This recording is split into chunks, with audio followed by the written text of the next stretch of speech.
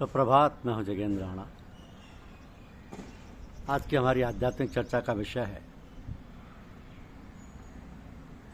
कर्ता धर्ता एक ही है। कर्ता धर्ता एक ही है।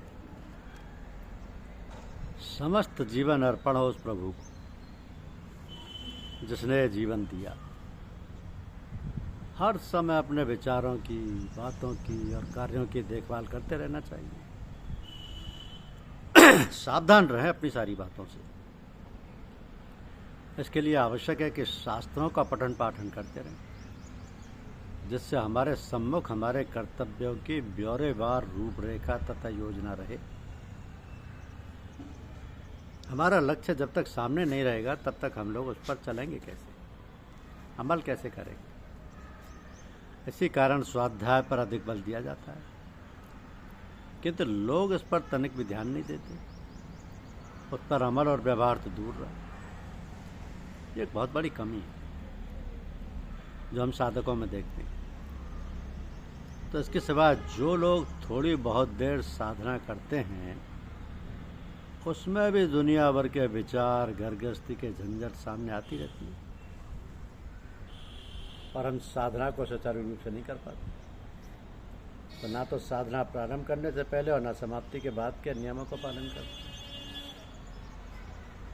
सबसे प्रमुख बात तो यह है कि प्रातः ब्रह्म मुहूर्त में उठना चाहिए, क्योंकि उस समय सतोगुणी प्रवाह होता है। प्राकृतिक वातावरण शांत होता है, मन जल्दी लग जाता है, भजन पूजन में जोर नहीं लगाना पड़ता। ब्रह्म मुहूर्त प्रातः 4 बजे से प्रारंभ हो जाता है और 6 बजे तक रहता है। किंतु लोग देर से उठते हैं और शौचादि स्नान में सारा समय व्यतीत कर देते हैं। फिर जो समय आता है उससे रजोगुण का प्रभाव होने लगता है, मन चंचल उठता है और वातावरण में भी वह शांत और समरसता नहीं रहती। इसी कारण लोगों का मन चलायमान रहता है। तो एक विशेष प्रकार की रुकावट जो साधकों में देखी जाती है वो है कि अपने आप को अन्य से अच्छा समझना।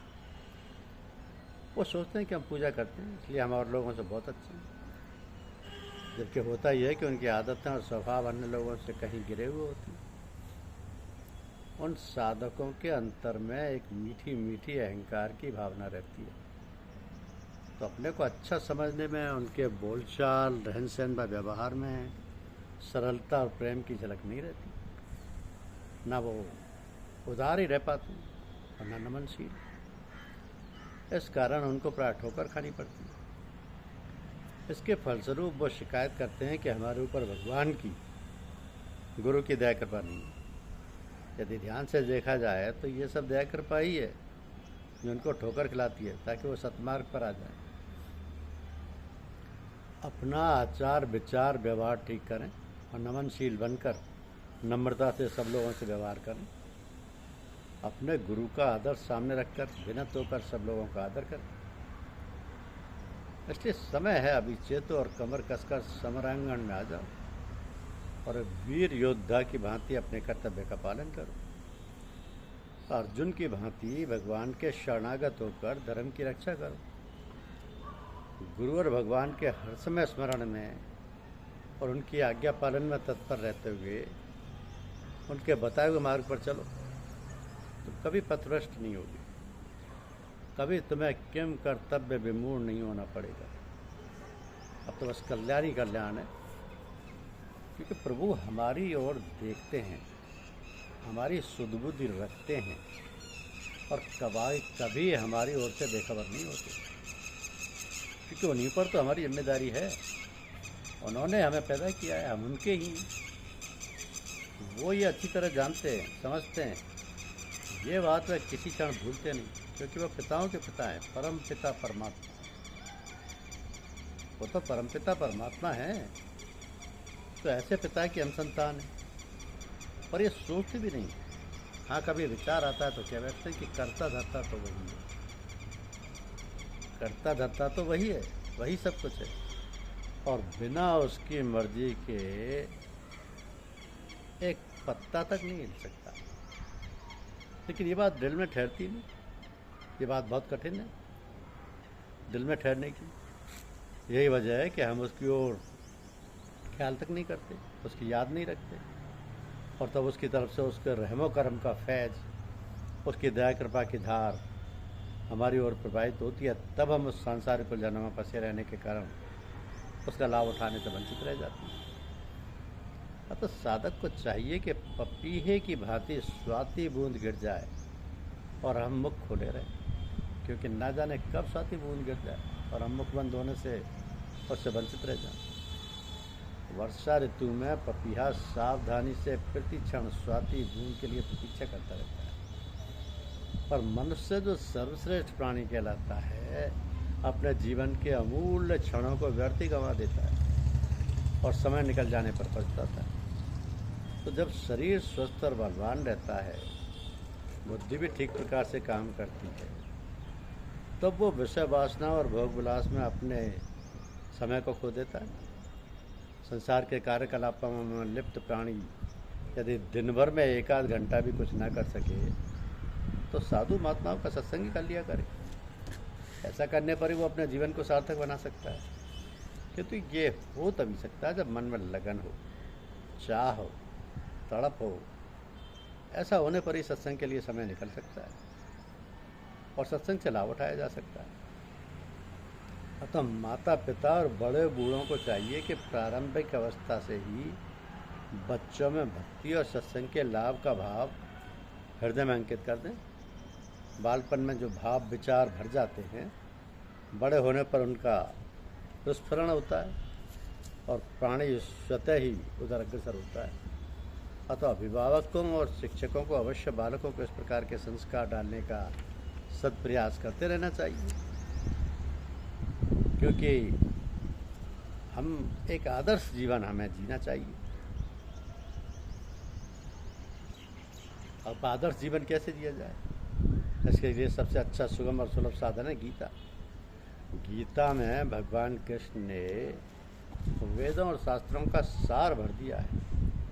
यदि गीता को हम अपने जीवन में उतार सकें तो फिर हमें कुछ करना धरना नहीं। गीता में मनुष्य मात्र के लिए बालपन से लेकर वृद्धावस्था तक के लिए पूर्ण शिक्षा है, जिस पर चलकर शारीरिक, मानसिक और आत्मिक उन्नति करके जीवन को सफल बना सकते हैं। अतः हम सबका कर्तव्य है कि गीता पढ़ें, समझें और अपने जीवन में उसकी शिक्षाओं को व्यवहार रूप दें। पूजा का मतलब है श्रद्धा, मान, सम्मान और आराधना। यदि हम किसी की पूजा तो करें पर उसकी बात ना माने तो फिर उससे क्या लाभ। जब हम इस प्रकार का आचरण करते हैं तब उसी को आडंबर कहते हैं।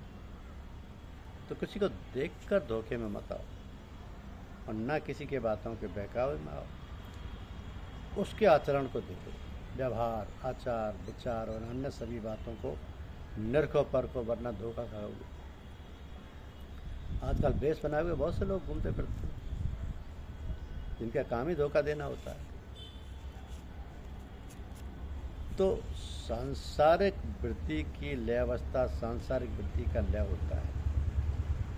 इसमें संसार की ओर से किसी प्रकार की आशा तथा भय समाप्त हो जाता है। मनुष्य को कभी खाली नहीं रहना चाहिए, क्योंकि कर्म करते रहना चाहिए। कर्म करते रहने से व्यक्ति का शरीर भी शुद्ध रहता है, अहंकार भी नहीं होता और सब कुछ प्रभु को समर्पित करते रहना चाहिए कि जैसो प्रभु तुम समझो अतिनी को, तैसो या करे निज जी को। प्रत्येक काम उन्हीं का समझ कर करें, जिससे हृदय इष्ट या परमात्मा के सिवाय सबसे पृथक रहे। संपूर्ण शारीरिक और मानसिक अभ्यासों का अभिप्राय ये है कि शारीरिक संबंधों का लय हो जाए, अपना संपूर्ण ध्यान समर्पण आत्मिक मंडल और सत्य तत्व की ओर लग जाए। यही वास्तविक लय अवस्था है, क्योंकि जो भी काम हम करते हैं उसमें स्वयं को कर्ता धर्ता मान लेते हैं। हम समझते हैं हमने काम किया, मैंने काम किया, मैं ही करता धरता। सच ये है कि कर्ता धर्ता केवल एक ही है, कर्ता धर्ता वो ईश्वर परम के साथ।